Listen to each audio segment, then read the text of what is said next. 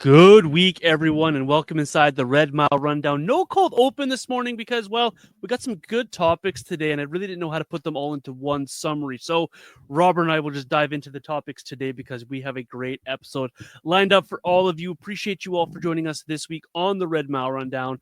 Robert, welcome inside as well. How are you today? Things are going pretty good. How about yourself? Yeah, not bad, not bad. The new year's upon us. We've had all the holidays back at it. Kids are back at school. We're back in the process of getting regular work back underway. So it's good. It's really, really good. How'd you enjoy this last week of Flames action here before we dive into the first topic here? Some interesting games. What'd you make of the Flames last week, and how excited are you to dive into breaking all that down this week? Yeah, I mean, it was an up and down week. I mean, the win against Vancouver was fun with all the fights, and it was an intense game. It was an emotional win, so you definitely like to see that. But then, man, the last two games, those were tough to watch. I mean, they had a 3-2 lead against Utah. Blew it in the third period. That third period was probably one of their worst of the entire season. So that was really disappointing. And then the game on Saturday against Nashville. I mean, they threw a lot of pucks at Annunen. But nothing really came of it. I mean, there were not a lot of high danger chances. The offense wasn't all that inspiring. I mean, they worked hard, but in the end, they lose 4-1. So honestly, pretty disappointing last couple games here for the Flames.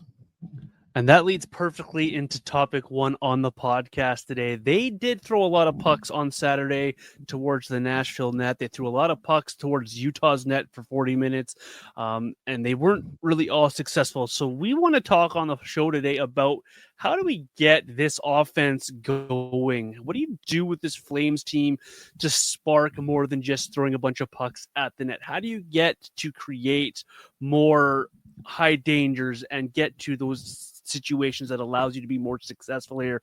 Robert, this was your topic that you were throwing into the show today, and I absolutely love it because there's a number of different ways to get this Flames offense going or attempt to get this offense going. So why don't you get the ball started for us here today, Robert? What are the ways that you're looking at to try to help this Flames offense going here?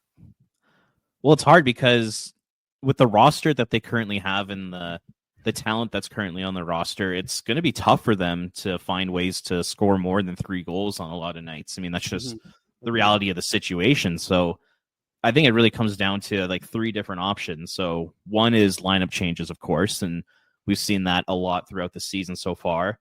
You could maybe do a couple call-ups from the American Hockey League, or there's Ryan Huska can maybe make some changes to his system to allow for a little bit more offense in their game. So I mean, I'll throw it to you. What would you do if you were the Calgary Flames to try and get some more offense going right now? Yeah, see, I'm right there with you how tough this can be for the Flames. I think it's got to start obviously on the roster here. There's not a lot of depth. We all rave about how many wingers the Flames have, but there really isn't a lot of scoring depth to those wingers. After you have Sharon Govich and Kuzmenko, who obviously are both struggling here, there's not a lot, and Coronado, sorry, there's not a lot of guys who just jump off the page as these scoring, offensively producing wingers.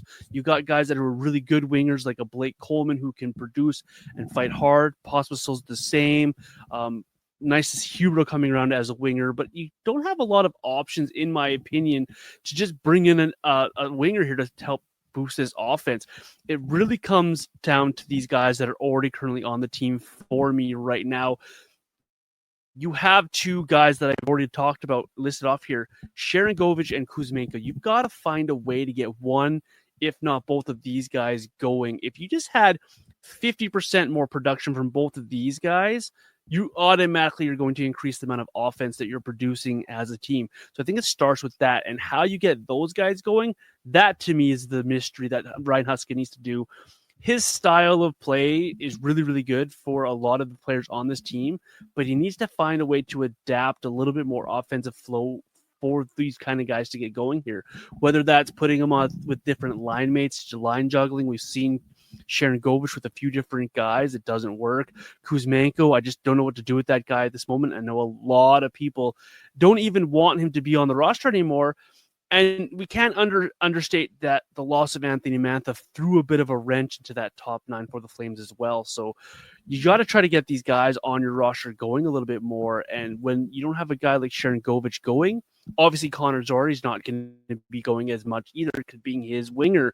So figuring out a way to get Sharangovich, Kuzmenko going would be go a long way to getting this Flames offense going. I'm just not sure how you get there, because you look at the American Hockey League, and all due respect to those guys that are leading down there, the Karens, the Kalapkas, I don't know if they come up to the Flames and provide a big offensive spark. And then if that also fails, then you're looking at the trade market here. So for me, it starts with the Sharangovich, the Kuzmenkos, getting those guys going. Hope you get more out of a Connor Zary and a Marty Pospisil, Robert. I just don't know where else you look for this Flames team as of right now. Yeah, man, it's tough. And I mean, you bring up a really good point there. Like after the game the other night on Saturday, like I just put it on Twitter. I was like, where would the Calgary Flames be this season if Yegor Sharangovich and Andrei Kuzmenko had just lived up to expectations, not exceed them, Absolutely. not blow, their career highs out of the water or anything like that. Just be like if Sharangovich could have 10 goals by now and Kuzmenko could have 10 goals by now, that's an additional 13 goals for this team. Mm-hmm. And we see how many tight checking games, how many low scoring 1-goal games this Calgary Flames team plays in. Those extra 13 goals could go a huge way for this Calgary Flames team. And like, I don't want to put all the blame of the season on them, but man, those two guys are killing this team offensively right now. And if those two were if they were going, like I said, if they're just playing at their like career average, the Calgary Flames would firmly be in a playoff spot right now. Like, there's no doubt in my mind. Those extra 13 goals get them probably in that first wild card spot, probably ahead of Dallas right now. I think that's how big and important these two players are to the team. And I don't know how you get them going. I guess really the only way you can is just by maybe putting them on some new lines. And when it comes to Kuzmenko, super interesting conversation. Like you said, there's a lot of people out there that are like, put this guy on waivers. Like, I don't want to see him anymore. And I've been kind of right in that camp there too. But just with like the dire scoring needs that this Calgary Flames team has right now, I think this team has to put him back in the top 9 and put him back on one of the power play units, because Walker Dewar, Kevin Rooney, like those types of guys, they're not going to do it. Jacob Pelche is not going to be a high-end scorer at the NHL level. When Kuzmenko's on his game, he can be that player. He can be that 20-goal, 50, 60-point guy. There's no doubt in my mind.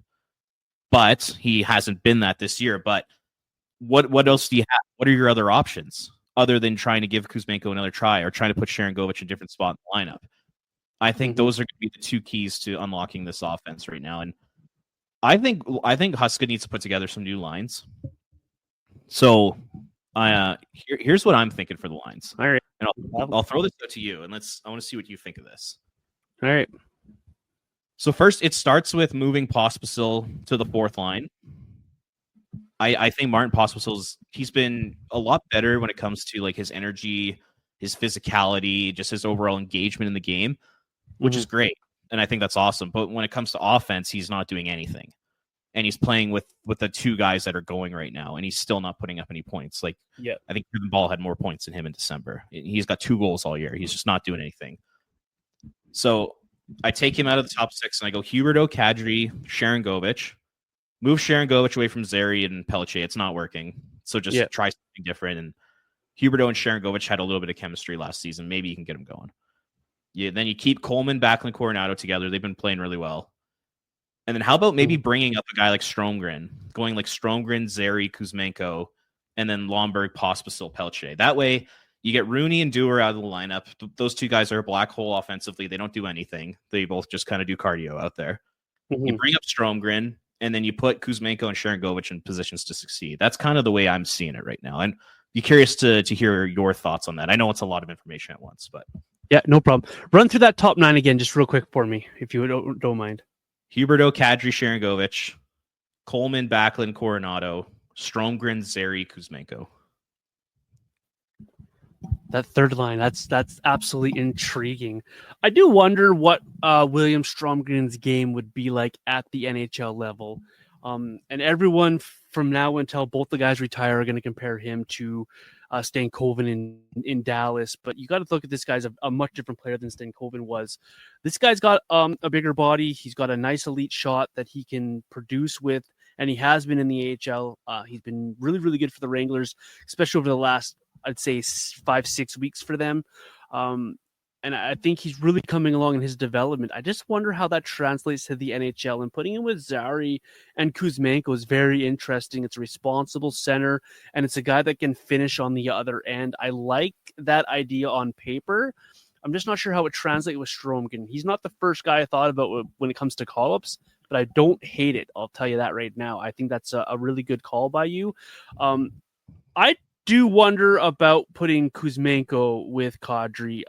We talked about the chemistry they had last year. I know it didn't look good at the beginning of this year, but I wonder if you just put Kuzmenko with those two guys, let him go, and put Sharon Govich with Coleman and Backlund. And I know everyone in the comments and people on social media will come at me saying, but Coronado's been so good there. Yes, for me, Coronado's been so good there that I think he has the confidence now to help other guys come along. And maybe he's a guy that can work well with Zary. I floated that on last week's podcast as well. I'm sticking with that idea. That's why I don't hate your lines, Robert. I like my idea as well of the Coronado Zary connection. And Sharon Govich, when you play with a Backlund and a Coleman, you're going to be forced into being engaged on that line. They're just going to pull you along whether you like it or not. And I wonder if that helps get Sharon Govich's mind more engaged in the actual gameplay, and help get his confidence up doing all the other little things, and that eventually will lead to him finding the score sheet again. And then the other part that I really like what you said as well is put those guys back on power plays. Put Kuzmenko on a power play. I know that's the unpopular opinion across the Flames fanship right now. People don't even want to see this guy anymore. Put him in the lineup. Put him with guys that can score. Put him back on the power play, and just feed this guy offensive zone starts and see if you can just get him to create something. So don't hate your lines at all, Robert. I also have some ideas there that I wanted to float out for you as well. Yeah, I mean, there's no right or wrong answers when it comes to this stuff, but I think you and I would both agree that something has to change. Like, for me, Martin Pospisil is proving that I think he's going to be a better fourth line energy physical player than he is a top 9 forward. I'm thinking Jacob Pelletier is kind of looking like he's going to be in the same sort of category. He's probably going to be a bottom 6, probably more of a fourth line guy, because the offense just really isn't there for him at the NHL level. So, and then you have Kevin Rooney and Walker Dewar, who both, in my opinion, aren't really NHL players on good teams. So there's 4 guys in your lineup right now that just can't score. And then you add on top of that Sharon Govich, who's really, really been struggling. So really you have 5 guys in your forward group right now that can't score goals. So something has to change. So that's why I'm floating out the idea of maybe you call somebody up. Whether that's Stromgren, whether that's Rory Cairns, that's up for people to decide. Over the holidays here, I've ended up going to a couple Wranglers games, and at those games, Stromgren really stands out. He does. He's a guy that, with his size, with his skating, and that shot, you can see okay, there's potentially an NHL player there one day. And then interesting with Cairns is I find he plays a very quiet, sort of more cerebral game where he puts himself in really good positions to score. I think a lot of his goals this season have come from around the net. And I think he's just been really smart in terms of his his positioning and where he scores his goals. But if you're expecting Rory Cairns to come up here and be a dynamic offensive player, that's just not really who he is. He's not a dynamic player really in the AHL level. So that's why I kind of lean towards Stromgren at this point in time. But like I said, man, just something's got to change. Throw Kuzmenko in there, make a call up, sit Rooney and Dewar, and really start to kind of maneuver these lines, because how many times have the Flames scored more than 3 goals this year? Is it 5? I think so. And 3 of them were in the first 3 games of the season. Yeah. It's terrible. Something has to change, and you're not going to be making a trade where you're sending out draft picks and prospects to bring in a scorer. That's just not going to happen. So you have to find internal answers. And it's a serious problem for this team. This is a team that wants to make the playoffs. They desperately want to make it. And if they continue to trot out Pospisil in the top 9, Rooney, Dewar, Sharon Govich in the same position every single night, Pelletier in the top 9, they're not going to score because they're not getting any help on D outside of Mackenzie Weegar. Rasmus Anderson's gone cold, and everybody else in that defensive group is not really an offensively inclined player. So you got to find internal answers. You got to start doing things differently. And hopefully we start to see that as early as tomorrow night in Anaheim. It's like you're reading my notes, Robert, because I wanted to touch on the D here. We listed off a lot of forwards and mixing up forward lines and how to get this forward going, that forward going. How much more should we actually expect from the back end, in your opinion? Because you mentioned it, Mackenzie Weegar's producing a little bit here, but he can produce a little bit more. We need Rasmus Andersson to start producing again if you want points from the back end. How much more should we expect from these guys? Jake Bean has scored in the past. Can he produce a little bit more? But for you, should we expect more from this back end, or is this back end even capable of providing us with more? I think you could expect some more goals out of Mackenzie Weegar. I think overall he's been fine offensively, but I mean, the guy scored 20 last year. I know it's a career year and, he's kind of running on a high shooting percentage, but I think you expect to see a few more goals from Weegar. You definitely want to see more offense out of Andersson. I mean, he's really, really struggled, outside of like the first 7-8 games of the season. I wrote an article about it, and I think he at least like a week ago he had something like 7 points his last 29 games, which is around like a 20-point pace. That's just not good enough for Rasmus Andersson. You need that guy to be in that kind of 40-50 point range. So you can definitely expect some more out of him, but from guys like Ball and Hanley, Pahal, Bean, I don't think you can really expect a whole heck of a lot more, can you? I don't. That's my worry, and that's why I asked the question. Is I don't think there's anything more from that back end other than Rasmus Andersson picking back up his pace that he had early in this season here. Would a call up from the American Hockey League fix that situation? But you look at the American Hockey League, you're like, you got guys growing down there, learning the game down there, and the guys that are ready, like a Solovyov, he's not going to come up here and produce a whole bunch of defensive offense either.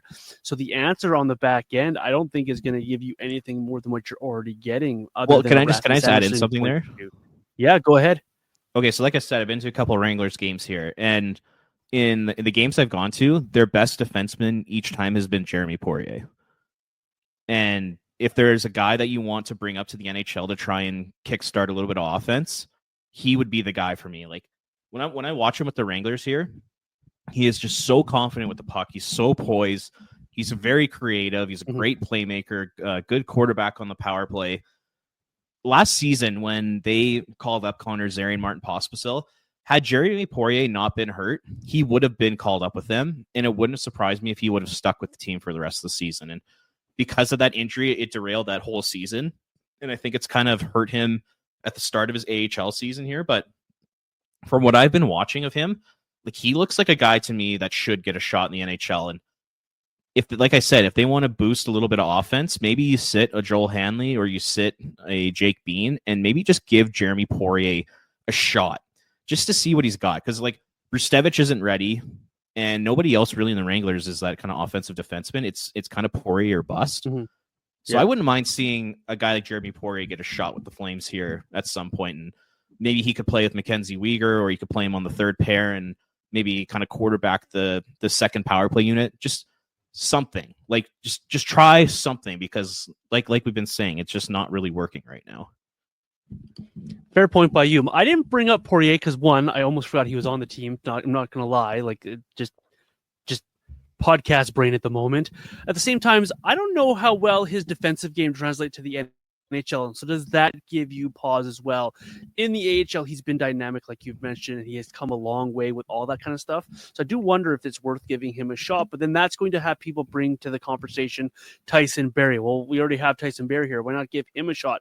But when Tyson Barrie was playing, he wasn't providing a ton of offense for the Flames, even on the power play that people claim he's really good at doing. So maybe Poirier is the answer to giving someone a shot here. I just don't think there's a lot coming from the back end of the Flames, and I don't think we're going to see a whole lot more coming from the back end of the Flames. So it is on the forwards we talked about, and maybe some line juggling to get this going. It's hard to win in today's NHL trying to keep teams to 2 or less goals every single night, and it's not fair to your goaltenders to ask them to do that every single night as well. So providing offense for the Flames here is going to be a challenge for Ryan Huska, but he's got to try something. He's got to do something, then roll out the same top 9 in the same order, and fourth line Kuzmenko just obviously just doesn't cut it. We saw the good and the bad of Kuzmenko versus the Predators. Put them in a place to succeed here and see what you got going here. Before we talk about goaltenders, Robert, that I mentioned there, is there anything else you want to add to this conversation about the offense, getting this Flames team going, pushing forward here? No, I don't think so. It's just the overall message is like you just got to do something different. Just try new things. Like I said, try an AHL call up, try new lines, try to get Kuzmenko going, because I know Kuzmenko's been awful this year. Like, trust me, like I've been one of the guys who's been like the most critical of him. He's been awful this year, but he still has that potential to be that dynamic offensive player. Like, it's there. Like, we can all see it. We saw bursts of it on Saturday against the Predators before taking those ridiculous penalties. Yep. Like, it's there. So like, just the Flames, they got to do something different, because number one, they're going to start losing a lot more games than they win. Also, you're going to start to lose your fan base a little bit. Like, people aren't going to be as engaged with this team if they continue to score 3 or less goals every single night, and they keep trotting out guys like, Pelche in the top 9, Pospisil in the top 9, Rooney, Dewar. Like, just people are going to start to lose interest in this team because it's not working. Yeah, I'm right there with you. Right there with you. Speaking of interest, there was a big conversation on a lot of sports radio last week, or in the Flames area anyways, of the goaltender usage, using Vladar versus using Dustin Wolf. And Pat Steinberg on the Fan 960 said something that really intrigued my interest, and a conversation that he had on his show about, yes, we want to see Dustin Wolf and we want to see him more and more and more and more, but it's still valuable to start Dan Vladar, and that starting Dan Vladar on one game, even though Dustin Wolf won the previous game, is not an indictment on the way Dustin Wolf played or anything like that. It's just allowing and realizing that the development of Dustin Wolf requires some rest as well as playing time. So I wanted to ask you about your thoughts on the usage of these goaltenders, about based on the amount of starts Dan Vladar's getting and when Dustin Wolf's starting. And because when people tweet out that Dan Vladar is getting the start for the Flames, social media, the vitriol on that app is outrageous. Had the outcry of people of crying that Dan Vladar is getting a start. Where do you lie in giving these guys starts? And obviously, it's all about developing of Dustin Wolf. Listen, I think what they've done up to this point of the season makes sense with their splits, because Dustin Wolf, he is young. He's a 22, 23-year-old rookie goaltender. I think it's smart what they've done up to this point of the season. Like, I mean, you take a look at it, particularly early on in the season, not so much lately, but I would say in the first month or two of the season, the Flames really were making an effort to give Dan Vladar more difficult starts. You can't deny that. Yep. And I think that actually made a lot of sense. I think that's been big for Dustin Wolf being able to kind of get his confidence and get his footing in the NHL.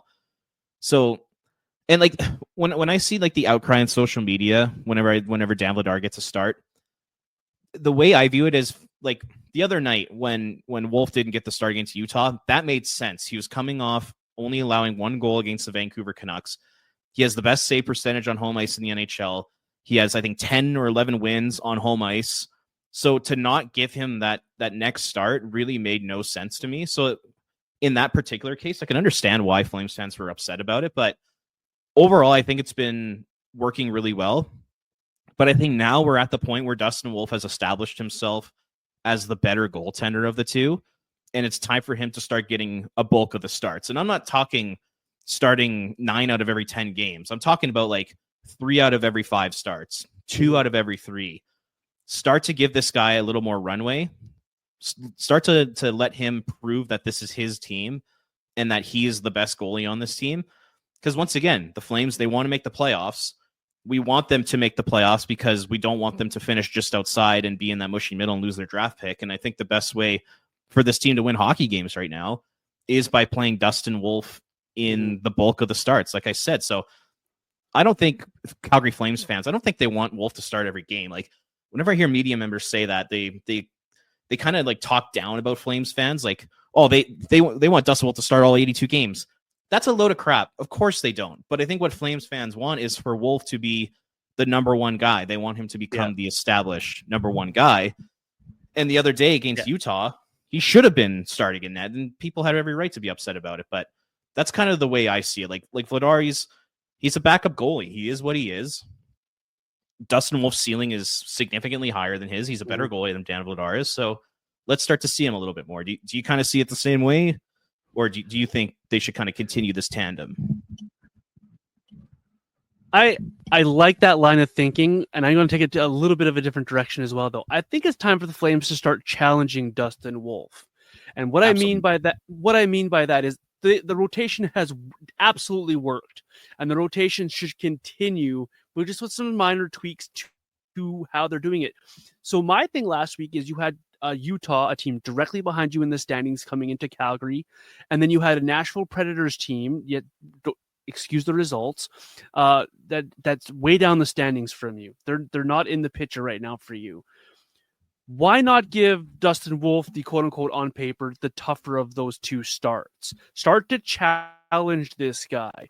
The Flames are going down south, and they're going to play Los Angeles and Anaheim, and I think it should be Dustin Wolf in net in LA, the tougher of the two matchups. Start to challenge this guy to take the next step in his development, because that's what this is all about for me. You still need Dan Vladar to start for this team. You still need Dan Vladar to give you quality starts and to win hockey games if you want to make the playoffs. But you also need Dustin Wolf to show you that all this faith you're putting into him is going to be paid off, because he has thus far. Everything you've thrown at him, for the most part, he has flown right through it with flying colors, showing you that he can be the guy. So let's start to challenge this guy. So I wasn't upset that Dan Vladar got a start last week against Utah. I just thought that maybe he should have been the guy to start against the Predators and give Dustin Wolf the harder start. Let's see what this guy can do, what this guy is capable of. So you have 2 games versus LA and Anaheim coming up this week. I think Dustin Wolf should play both games against the Kings and let Dan Vladar have the quote-unquote easier matchup versus the Ducks. That's just how I'm looking at things now. Challenge Dustin Wolf. Let's raise this level up. Let's see what this guy can do, because I think that's what fans want to see. They want to see Dustin Wolf progress and take over that number one job and be the guy for this team. We saw the early outcry of this year, people calling him Kiprusoff 2.0. That's what fans want to see. They want to see if this actually is Kiprusoff 2.0 with Dustin Wolf in net here. Let's go with this guy. So that's what I look at it for. I don't know if you like my line of thinking there, but I think it's time to challenge Dustin Wolf. Well, at some point, you got to take the training wheels off and you got to stop protecting him. Yeah. And you got to start seeing if he can truly be up for those challenges. And, I do think eventually they're going to have to start to give him more difficult starts, like you mentioned.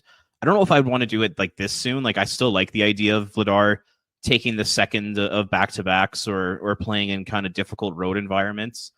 I like that, but I'd say, for me, probably post-trade deadline, I think that's when you really start to give Wolf some difficult starts and let him kind of get ready for next season or potentially the playoffs if this team makes it. Who knows if that's going to happen. That's kind of when I would start to do it, but I think you and I are in agreement here. It's time for Dustin Wolf to show that he's the number one guy, and the way you do that is by giving him some more difficult starts, giving him more difficult starts on the road. Mm-hmm.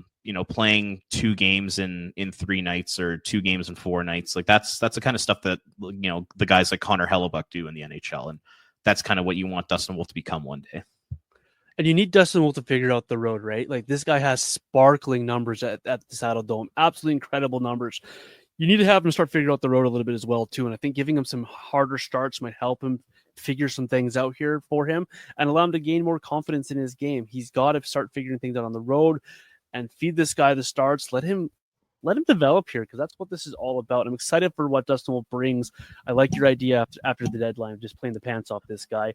You mentioned playoff team, and the big scuttle on social media for me right now that I see a lot is Flame fans are again bemoaning the mushy middle. How scared are you, Robert, that this is exactly where we're headed? 9th spot, that 16th overall pick again, that the Flames won't even get to draft this year because that draft pick will go across to Montreal. How frightened should we be about the mushy middle and about losing that draft pick? Or should the mindset change a little bit here for Flames fans and be like, let's get the playoffs. Let's be a playoff team. If we're going to be there, let's make it here, because that's that mushy middle, man. That's the conversation right now on social media. Well, and it's fair too. It's totally fair to have Yep. that conversation because it literally is the worst place to be in the NHL. But the interesting thing about the Flames right now is I'm just taking a look at the standings. They're only 4 or 5 points away from being in the top 10 of the draft. And they're like 1 point away from being in a playoff spot. So that margin between getting the top 10 pick and making the playoffs is very small right now. And man, I predicted it earlier this season that I really thought this is exactly where they were going to be. I think they're going to be battling for that last wild card spot. I think they're going to be in the mushy middle pretty much the whole season, unless Craig Conroy decides that he's going to end up trading a couple veteran players. That's the only way the Calgary Flames get out of the mushy middle is if they end up trading a Rasmus Anderson, they end up trading a Nazem Kadri, a Blake Coleman, those types of players. Like that would take a serious hit in their playoff chances and probably get them in the bottom 10. But like the playoff conversation is interesting because I mean, you take a look at the standings. There's 7 teams that are firmly entrenched in the playoffs in the Western Conference. There's one spot available. It's the last wild card, and Calgary's going to be battling with Vancouver, who's a mess right now. But if they can get their shit together, they're a really good hockey team. So you got to compete with them. You got St. Louis, you got Utah. I mean, those are some decent hockey clubs right there, especially Vancouver. And the worst thing that could happen is them missing the playoffs and losing that draft pick, and that's exactly where they're going. And fans have every right to be pissed off about that possibility. It sucks. I don't even know what more to say about it, to be honest, John. It's just it sucks. There's no other way to put it. And if they don't start scoring more goals here, I really do think that they are going to take a hit in the standings. They can't continue to score 3 or less goals and expect to be, battling for that first wild card. If they do start scoring more, they'll be right in the mix. If they don't, I really could see them falling off and finishing in the bottom 10. And I mean, how do you put it into words with just what's happening with this team right now? You led me right to my point there. I think Flame fans should have the proper level of concern right now because just missing the playoffs and then giving away that draft pick does not help you in a rebuild, a retool, or any of that kind of fashion. And obviously, when you miss the playoffs, you're not a playoff team. So not making the playoffs also sucks. I think naturally, though, with what you just said there, the Flames not being able to score, there might be a regression coming for, and don't hate me on social media, people, a regression for Dustin Wolf and Dan Vladar with your goaltending a little bit here. How long can you continually try to do what you're doing at home on Saddledome ice and then not do much on the road like we've been seeing the last little while here? I think a few things are trending in the wrong way for the Flames, that they might just naturally fall below St. Louis and below Seattle and below some of these teams that are chasing them, just by the sheer fact that they're not. This is not sustainable hockey for a full 82, and they've gotten away with it the last month or so here by winning some games they probably shouldn't have won.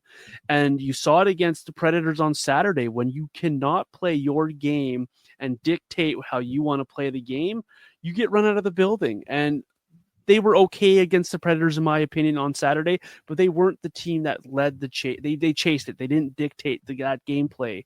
Everything was on the outside, and when they play like that, this team doesn't get the result. So I think naturally the Flames are going to fall out of this playoff race. The question for me is, can they fall low enough that they don't lose that draft pick then? Because the second worst thing than being in the mushy middle is finishing that 11th and giving the 11th overall pick to Montreal. I think that's a worse situation than giving them the 16th or 17th pick because you just missed the playoffs. Injuries, they've been very fortunate injury-wise with Anthony Mantha aside. The Flames have been very fortunate when it comes to injuries. So that might derail them a little bit further, and a trade Conroy might make. Maybe he does give up on Rasmus Sanderson and trade him away. I guess give up's the wrong way. Maybe he does get an offer for Rasmus Sanderson that forces his hand a little bit. Maybe a Nazem Kadri does get moved to Toronto during the season. Somehow it gets figured out. There are a few things that can help derail it, but I think naturally the way the Flames are playing, it doesn't help them make the playoffs unless other teams like. The reason the Flames are only a point behind Vancouver is because Vancouver's been faltering so much drama around Vancouver, so much this and that going on in Vancouver, injuries with Vancouver, they've fallen back to the pack here. Vancouver should be a playoff team with that roster and what they have. They have Demko back, and they have all that goal scoring. They have one of the best defensemen in the league on that back end. So they're lucky that other teams are faltering, keeping them in this race. But for me, I think naturally the Flames fall back a little bit. Even though they're right there, I don't know if they actually are right there, if that makes any sense here. So for me, I think it's all natural in how it's going to be trending for this Flames team. Yeah, and like you made a really good point there. This season, like a lot has gone right for the Flames, and heading into the second half of the season, I don't know if everything is going to go right. Like you said, like I don't think the goaltending is going to hold up quite at the same level it has. I could see Dustin Wolf just taking a step back, just because he is young. He is a rookie. It's his first season in the NHL. He's obviously very talented. He's the goalie of the future here, but to expect him to keep up the level of play that he's had in his rookie year over an 82-game schedule, that's asking a lot. Like, and I know we're talking about he should be playing more, and he should, but I don't know if the expectation for Flames fans should be this guy is like a 915 and a 2.5 goals against average type of goalie, like for this season, because he is so young and he is inexperienced. So I could see the goaltending taking a bit of a step back. The other prediction I kind of have for the second half of the season, and be curious to get your thoughts on this. Yeah. I don't see Jonathan Huberdeau scoring at the same rate he is right now. I know if you listen to the media in Calgary, you would think that Jonathan Huberdeau is having a 115-point season again. I mean, you listen to the Sportsnet broadcast, they're making it sound like this guy should be like a Selke nominee and that he's going to score 100 points and 50 goals this year. It's crazy the way they're talking about him. Yes, he's had a good month of December. It was great to see him be over a point per game, but he's shooting at like a 25% clip right now. It's completely unsustainable. My guess is that he takes a step back in the goal scoring department in the second half. And where are you going to find those goals? That's where you're going to need Connor Zary to bury some more chances. It's where you're going to need Yegor Sharangovich to turn into an NHL player, not a guy that's just doing cardio out there. It's where you're going to need Andrei Kuzmenko to score 10, 15 goals in the second half of the season. Are those things going to happen? Yeah. You know, I don't know. So I'm kind of right there with you. In the second half of the season here, I do see the Flames taking a step back. And man, like if Vancouver can get their stuff together, like we said, watch out, because no one's touching the top 7 teams in the West. I mean, those teams are firmly in playoff positions. And if Vancouver can live up to their potential, they're going to be right in that group too. And getting that last wild card spot is going to be almost impossible for this Flames team. So I don't see a great second half coming for the Flames, and I do see the Canucks kind of running away with that spot. Other teams are going to figure it out, right? These games in the second half, they get tougher. You saw Colorado figure it out, and now they're just climbing the charts. You saw the Oilers, they figured it out. They're climbing up the charts.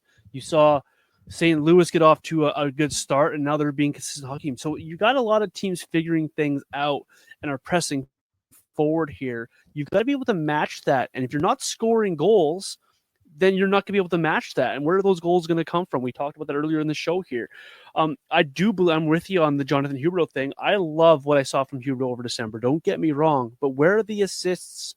Where's the passing from Huberdeau? He's not getting those kind of points. So when his goal scoring dries up a little bit, and 25% is a ridiculous shooting percentage, when he naturally regresses back to his 11 or 12% shooting percentage, that's half. Like that's half of his shooting percentage gone. Where's that going to come from? And I just don't know if the Flames have enough to be able to withstand all of those different X factors to keep them in this playoff chase. It's been fun to watch it more times than it has been this year, and having the Flames in the playoff race is exciting for a lot of Flame fans, but I just don't know if it's sustainable, and that's just going to fall off for the Flames here as well. A little bit of a fun topic here before we do a little bit of ranting on Team Canada. I don't know if you have anything prepared for that, but I definitely do. You had a fun article come out in Flames Nation earlier on Monday, which I read and I liked. The conversation was on social media all weekend. Elliot Friedman's been throwing logs on the fire of trading for Pettersson out of Vancouver, and that conversation leaked over to Flames on Twitter and on social media, and there was big debates on should the Flames trade for Pettersson and bring him in. Is he a guy that fits what the Flames are trying to do with Ryan Huskadad. And then we saw the report from a certain person on Twitter that the Flames had made contact. Where are you at with Pettersson? Is he a trade target for the Flames? Should he be a trade target for the Flames? Does he fit with Calgary? Where are you at in that conversation with Mr. Pettersson? So as part of my job at Nation Network, I run the social media for the Canucks Army. So I clip like all the highlights for them. So I've literally watched I think I've missed one Canucks game over the last 2 years. So I've watched every game Elias Pettersson has played in. So I have a pretty good understanding of what he's all about. Number one, I don't think he's going to get traded. I think the Canucks would be insane to do so, because if you're going to move one of Miller or Pettersson, I think it makes sense to move the 31, 32-year-old in Miller instead of the 26-year-old in Pettersson. So I don't know if he'd actually be available unless you knock their socks off with an offer, which the Flames could. But say hypothetically he is available. This is just my opinion. I don't think Pettersson is the guy you want to spend a ton of assets on, mainly because of his inconsistent play. When he's on his game, like I wrote in that article, the range of outcomes in his game has to be the widest gap in the NHL, because when he's on his game, I kid you not, he's a top 5 center, top 7 center in the NHL. Like, he's that good. Prior to signing his contract last season, I believe he was on pace for about 105 points. He was 5th in the NHL in scoring. After he signed that deal, his game has just completely fallen off a cliff. He looks nowhere near the elite player he once was. So if for the Flames having to trade, like that trade would probably have to be like Connor Zary, Rasmus Anderson, a first-round pick, and a prospect. Like, that's a ton to give up. And that's a lot to give up for a guy who's extremely inconsistent and who has a contract where he makes $11.6 million for the next 7 years. So if you bring him to Calgary and he doesn't work, all of a sudden you have $22.2 million tied up in Huberdeau and Pettersson. That's terrifying. Like, that's really, really scary proposition.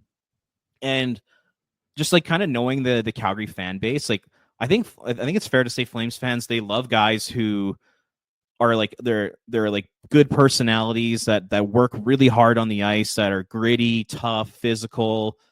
Like they love their elite players to be like Matthew Tkachuk and Jarome Iginla and like Mark Giordano. Mm-hmm. They love those types of players.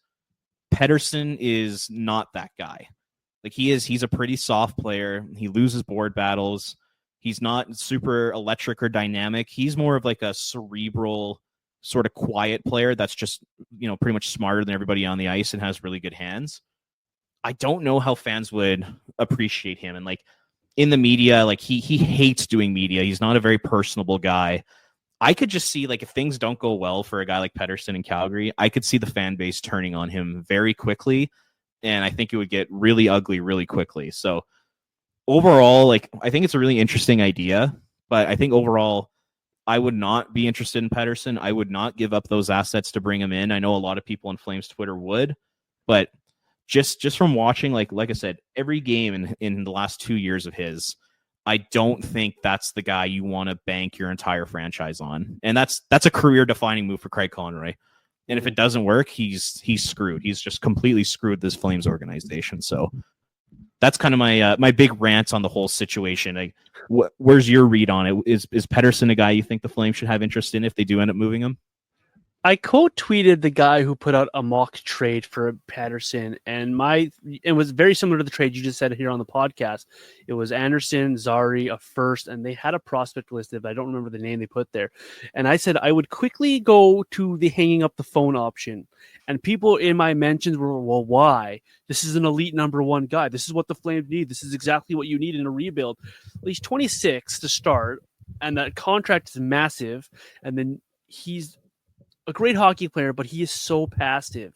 Is that really the guy that you want to center your retool, your rebuild around?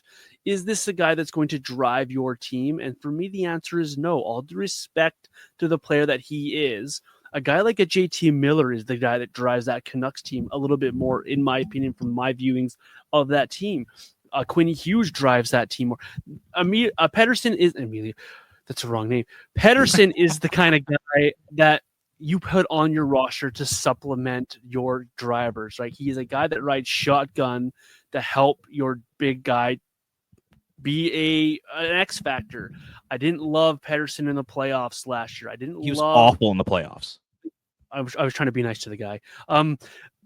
And since you mentioned, since he signed that contract, and I'm not saying that he's going to be like that, but he has gone the Jonathan Huberdeau route since signing that contract. It's his game has gone missing, and you don't notice him at times when watching the Vancouver Canucks. If you're trading for a guy and you're sending 4 large, high-end assets back to Vancouver, you better hope that you're getting a no-doubt number 1 elite center that's going to lead your team for a decade, much like the Ginla Nieuwendyk trade. High stuff, you want high stuff back. You need to make sure that you're getting a guy that's going to be around and drive your team, lead your team. And that's just not Pettersson. All due respect to the guy, because when he's on, like you mentioned, when he's on, he's phenomenal to watch. Great hands, shifty, can create, can score, and is an absolute threat on the ice there. But when he's off his game, which he seems to be a lot of nowadays, he's a liability out there, and he's just not helping his team. And so for me, it's a quick no, because for those 4 assets, the Anderson, Zari, first and a prospect package, you could go find yourself a better player, a player that more fits what you're trying to do here in Calgary. And you got to have a player that fits what you're trying to, how you want to play in Calgary. I don't see Pettersson coming in here and being a two-way center that can help drive a line. We already have Kuzmenko that doesn't do that. We have Huberdeau that really doesn't do that. We got guys here that already do what Pettersson would be doing. You need somebody else that's going to help drive this team, somebody to take a burden off of Nazem Kadri a little bit down the middle. That's the kind of player that I make the move for. So it's a nice conversation, and on paper, it looks cool to have a Pettersson down the middle. Just for me, he doesn't fit what the Flames are trying to do. It doesn't fit a rebuild, and he's just not a guy that I would build my hockey team around. That's just my opinion on the matter. Another thing to add, too, is Pettersson's going to be 27 next season in November. So you're bidding on essentially a 27-year-old. I think that's a little old for where the Flames are in their contention window here. Like we've talked about it a lot. Like I think we both think that the Flames are at least, like at the very best case scenario, they're 3 years away from being a contender. All of a sudden, 3 years from now, Pettersson's being 29, 30 years old, right when your contention window opens. It's like you'd rather have that center be 23 or 24 when the contention window's open, not 30. So I don't think the timing of it makes sense. I don't think the player makes a ton of sense unless you know 100% you're getting the 100-point guy. Yeah, then 100% you do the deal. Like I remember last season, the beginning of last year and the year prior, like people in the Vancouver market were like comparing him to Pavel Datsyuk in terms of the high-end offensive ability and the defensive side of the puck. Like there was like some talk that he should get Selke votes. So if you're getting that player, 100% you give up that package to get him. Sure. Problem is you have no effing clue who you're going to get. Are you going to, like, it could be like another Huberdeau situation. So I think it's way too risky. The contract's way too big. And like, I have it in my article here. Since February 16th last season, if you include playoffs, he's only put up 51 points in 74 games. 51 points in 74 games. The guy makes $11.6 million for the next 7 years. That's like, that drop-off is Huberdeau-esque. And you don't want 2 of those guys on your team. Like that will literally destroy this franchise for the next 7 years. I think it's too big a risk, and I certainly would not be interested in it if I was Craig Conroy. But I do think it is a fascinating discussion. It's kind of why I put the name out there, because I think it'd be fun to talk about. Also, in that trade, if you're trading away Connor Zary, you put a lot of work in on that Connor Zary guy. And then when you go to that contention window like we're talking about, what are you looking for? You're looking for a Connor Zary type center, a center that can play both ends of the ice, can produce, can win faceoffs, can be a pest to play against. That's what you want. So you're just going to trade him away on a hope that you can get that 100-point Pettersson. I don't like trading hope for hopes and prayers. The Flames have done that too much in the past, and it doesn't pay off. Roman Horak. That's a name I haven't thought about in a while. Yeah, came up with that one while preparing for the podcast because you have to have something out there. Because I I don't like trading away young centers. Pettersson isn't really all that young anymore, nor is he the right-handed shot the Flames have been rumored to be looking for. So I move past that if I'm here. Anything else on the Flames that you want to bring up on the show here, Robert, before we talk a little bit about the World Juniors and Team Canada? No, I want to hear you rant about Team Canada. I'm looking forward to this. Okay. Well, we all know Team Canada 2 years in a row now have been eliminated by the Czech Republic, Czechia. Congratulations to them on their back-to-back bronze medals. That's an up-and-coming hockey nation, and I think we need to give a little bit more respect to how they're producing hockey players over there because they have some really elite talent coming out of that country. So this is not a disposé on how better we should be than Czechia, because all due respect to that country and what they have earned here, and they've produced some really good hockey players. I'm a big fan of a lot of these guys that have been coming out of that country. But the World Juniors is supposed to be a tournament for these young kids, and so we have to put the respect that these are kids. But my rant isn't about these kids, because the kids that were chosen, that's not, I don't want to say their fault, but that wasn't their choice. They went to camp, they were selected, they were put on a team, they were put out there to play hockey games. The mismanagement that we saw of this group of players for me is absolutely mind-blowing. It's mind-blowing at this from the top all the way down, from the beginning, from the first selection camp, when you're leaving these high-end scores at home, trying to build the team to defeat the United States by trying to handpick guys to fit specific roles for a specific game at a specific time. It doesn't work. It just doesn't work. We saw it last year. We saw it again this year. What we saw this year is the Americans going into the World Junior Championships with their best.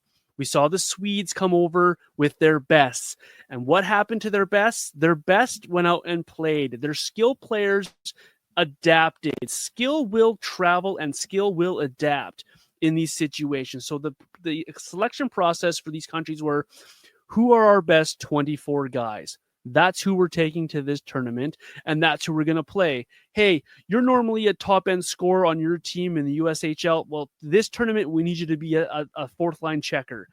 He did the job. Sweden, hey, you've scored 20-odd goals for us, but we need you to be the checker on this. Does the job. And they provide the offense at the same time. You take over your best 6 defensemen. Hey, normally you're on power play 1. We need you to not run a power play this tournament. We got other guys that are going to do that for us. And they did the job, and they got the job done. And we saw the success of Sweden.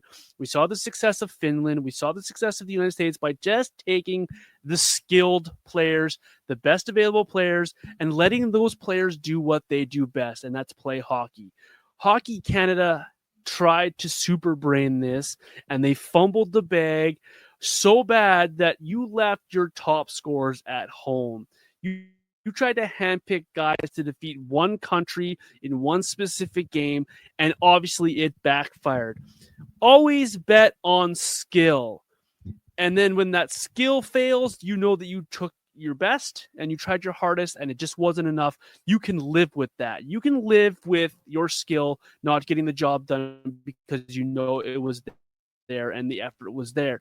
What you cannot live with, and what I'm not going to live with, is not taking your skilled guys, not taking your best, all due respect to the players that were selected, of course, and then making excuses when it doesn't work. The tired excuse. We didn't practice because we were tired. That's just an excuse. And all due respect to Peter Anholt, he's a general manager of the local team that I cheer for here. The excuses of that's not how this really works when selecting players. That's not what we really... Excuse after excuse after excuse for failing to do what you do. Canada doesn't need to win every single year at this tournament and win all the gold medals. What Canada needs to do is take their best players, put it out there, and tell these other countries to come beat us. The U.S. did it last year. The U.S. did it this year, and this year it paid off for them. They brought their best guys, and they said, match us. And Canada just didn't do that. And so for me, you failed a lot of people, including the kids you selected. You failed the prospects that you didn't take. You failed the country, the fans of that sport. And you failed the other countries trying to match Canada and the United States in their development. I honestly believe you failed those people as well, because you showed them that it was good enough not to take your best. You showed them that they don't matter enough, that we don't need our best to beat you. the disrespect that Hockey Canada did to this tournament this year around for me is absolutely evident. I don't think Dave Cameron should be anywhere near a bench, let alone a Team Canada bench. The way that he coached this tournament and the excuses that he used, just not fair to the kids taken. It's not fair to the program, not fair to the tournament, and it's just excuse after excuse after excuse. Well, the excuse is, Dave Cameron, you sucked. You didn't do your job, and it affected the players, and it affected the process. And Peter Anholt, I love you to death for what you did for the Leopard Hurricanes, but you sucked in this tournament, and Hockey Canada failed the parents, the players, the fans, and the tournament by their process on this. It's not the fact that Canada lost the quarterfinals. That's going to happen every once in a while. It's how they got there for me, and it was a complete and utter failure from the top down. Those kids played their heart out. The ones that were taken, they played hard. They were undisciplined for sure, but then that goes to the lack of coaching and accountability on that end of things. So for me, complete failure from the top from Team Canada, and just disrespect of players that were taken and not taken because there were guys sitting at home that could have helped this Team Canada win and be successful, and it could have been a much happier tournament. Just failed all the way around for me, and shame on Hockey Canada. And frankly, this is an organization trying to rebuild their image after all these scandals that we've been having from Team Canada, from different tournaments, especially World Junior tournaments. And this is how you go out and build the team, and then you take zero responsibility. Absolute shame from Team Canada. It's embarrassing, to be honest. Well said. Very well said. There's not a whole heck of a lot to add to that. I mean, I love the World Juniors. It's some of my favorite hockey every single year. Just the kids, they go so hard. Like, you watch NHL games, it looks like these NHL guys are going 70, 80% most nights. The World Juniors, these kids go 100% every game, and it's so much fun to watch. And now it's been 2 years in a row of just really, really disappointing hockey. Just no creativity, not a lot of skill, not a lot of goal scoring. And I think the biggest disappointment for me is the lack of physicality. Like, in the past, when you'd watch Team Canada, they would run you through the boards. They would run you out of the rink.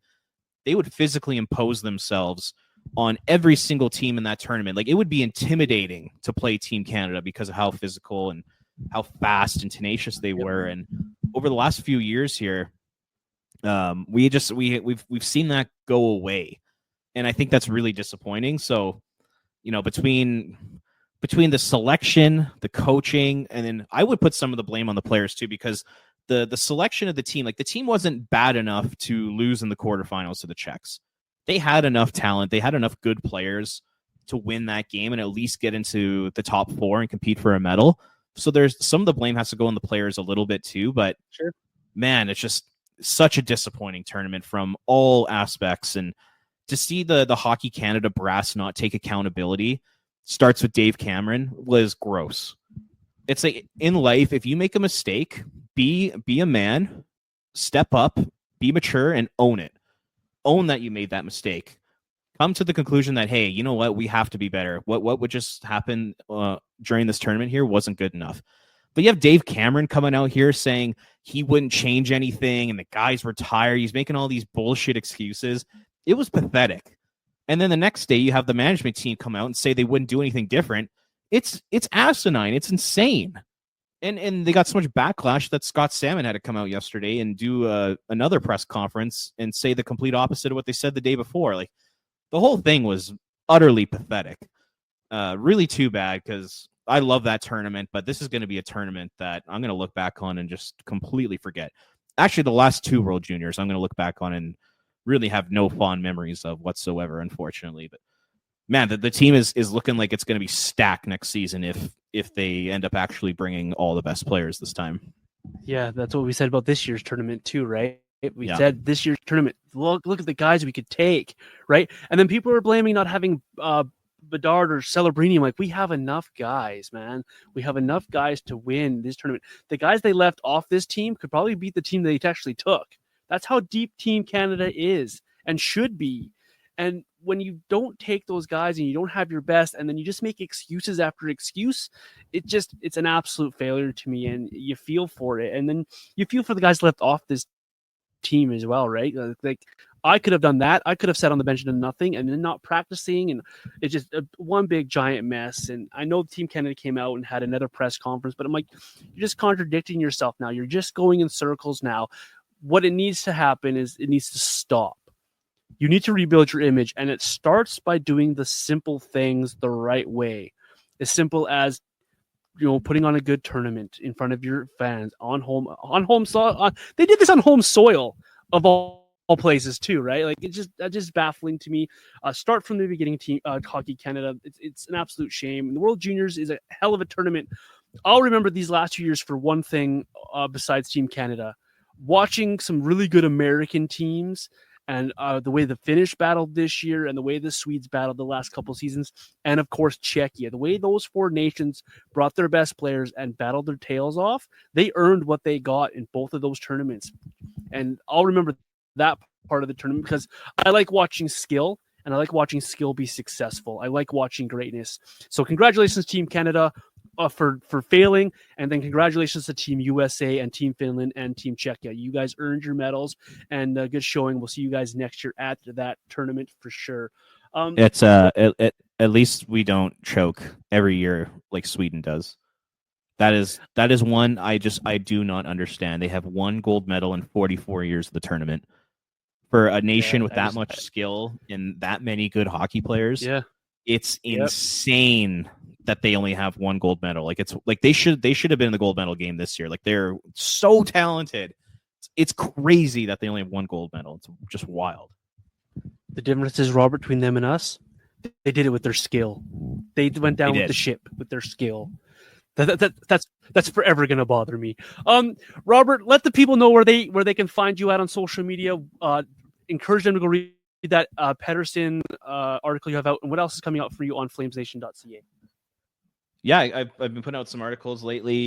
Did a series kind of defining stories of 2025 for the Calgary Flames, and talked about Rasmus Andersson, the development of prospects, and just kind of like what's the overall plan. So that's all at Flames Nation, as well as the Pettersson article, and I'll have a few others coming out here over the next couple of weeks. So be on the lookout for that. You can find Robert at Ring of Fire CGY across social media. I'm Vintage Johnny on the same platforms, Red Mile Rundown, wherever. For the love and support across all of our podcast platforms, we encourage you all still to give us that 5-star rating and review.